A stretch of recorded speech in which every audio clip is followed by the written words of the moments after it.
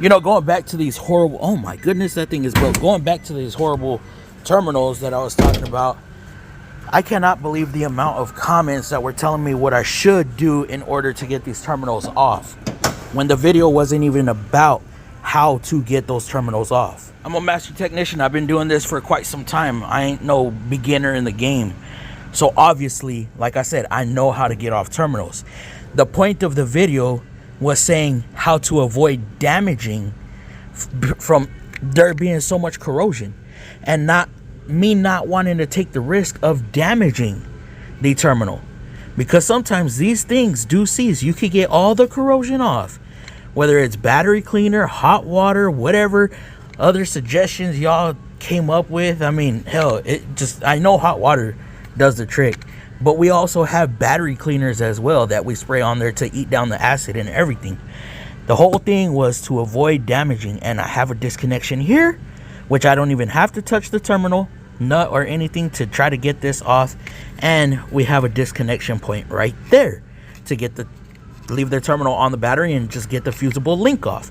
But if I were really trying to get that terminal off of there, of course I would clean the terminal first with something that's going to cut down this acid and the corrosion.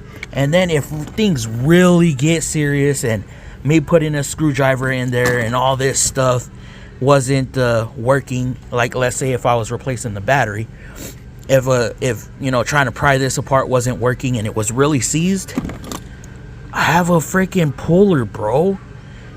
Like, it's not that serious. My whole point of the video was a tip to avoid any damage if the customer declined anything. Yes, they declined the battery, they declined the terminals, they declined the battery service.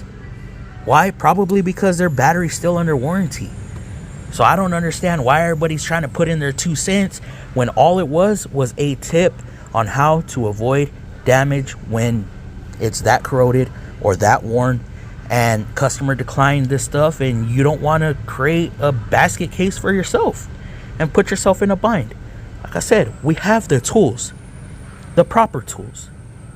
I wasn't asking for any advice, and somehow y'all just want to come in my comments and tell me how to do my job.